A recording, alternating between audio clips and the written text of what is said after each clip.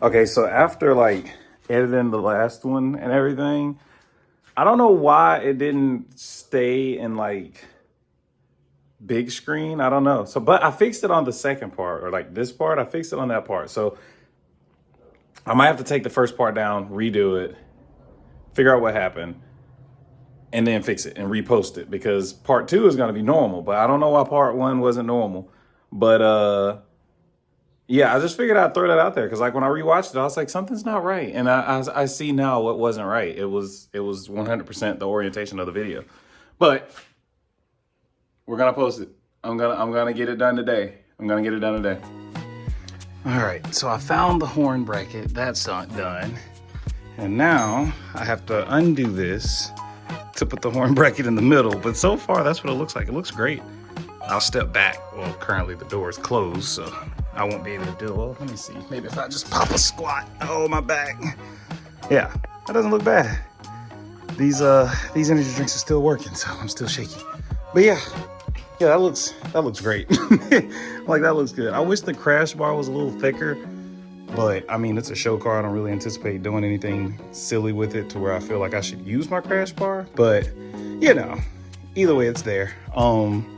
Once I put the horn back on, then I'll flip around and then pick up where I left off. But so far, the only thing that I've done that I guess technically wasn't recorded was actually mounting them. They come with these brackets. So all you have to do is just put bracket, bolt on top and bottom. And then it sandwiches in between the crash bar. So if you have the oil cooler, the Z1 oil cooler, it fits back there. I don't, at least not right now.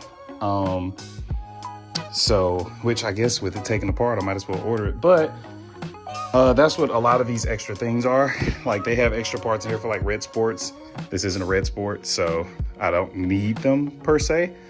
But a lot of the things the red sports have, I want. So I'm gonna retain these because I'm gonna, you know, get those parts anyway. So that's where we're at. I gotta take this back off, put the horn on, and then I'll pick it back up once I get this secured, like actually secured, and then I start moving into the piping. So that's where we're at.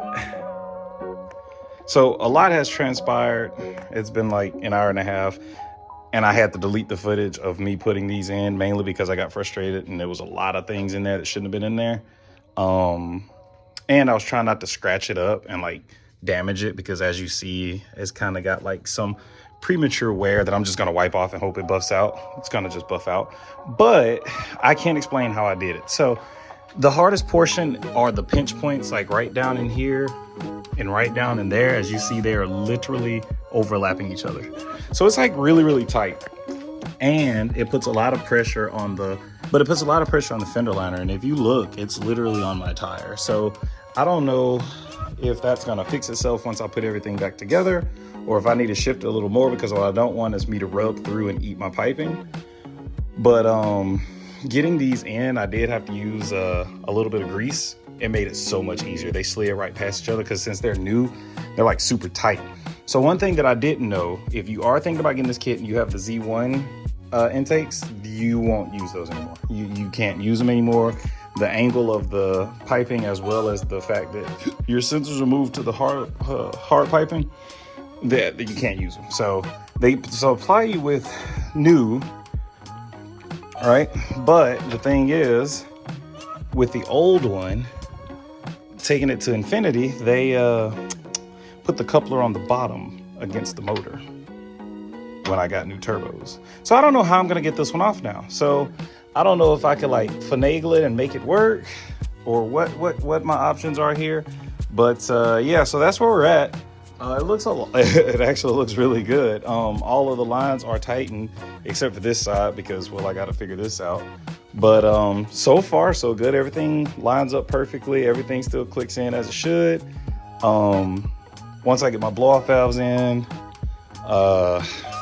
then I'll, I guess, just kind of start it and see. Well, so Z1's going to be the one to tune it. If you do this, you have to get a tune. You cannot drive your car without a tune.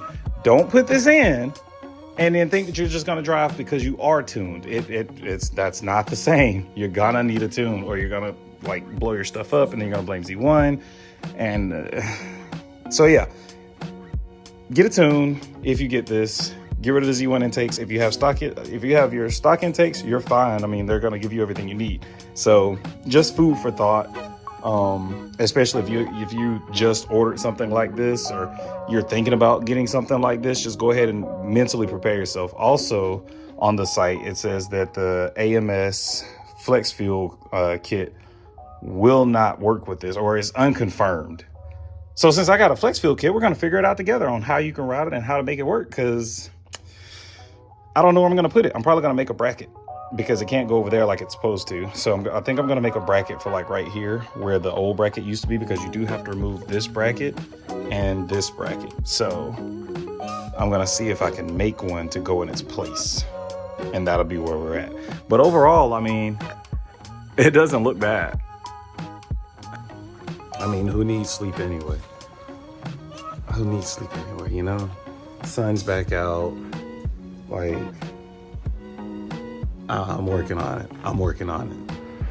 But, so, to answer the questions that will arise about Flex Fuel with this kit, you can use the AMS Flex Fuel kit, right? So, all I did was kind of rotated the piping just a little bit to get it to clear right here. But as you see, it still goes in, and then I have it in between these two, and in between these two going down and back to it right here. So it's basically the same setup. It's just not above this harness, it's underneath this harness. And I already put it on, obviously, so I guess I'll just have to like show you how I did it. So I still use this bracket right here. I don't know if it's gonna clear the hood. I haven't tried to close the hood yet because I got so much stuff everywhere. But it comes with a little bracket. You put the bracket on it, it goes right here. Then you have this line that you're gonna run all the way across. There's two bolts. If you see this bolt and this bolt, I removed these. I'm sorry, correction, they're right there. They're right there. Right there. So you'll take that off, which is your stock one. And then what you'll do is you'll take this one off. There's the line for the low pressure right here, and then all the way to the other side right there. Okay.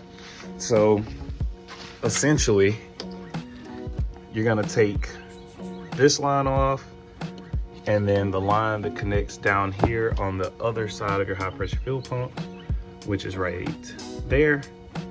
And AMS sends you 3 fittings. There's one here, and one here.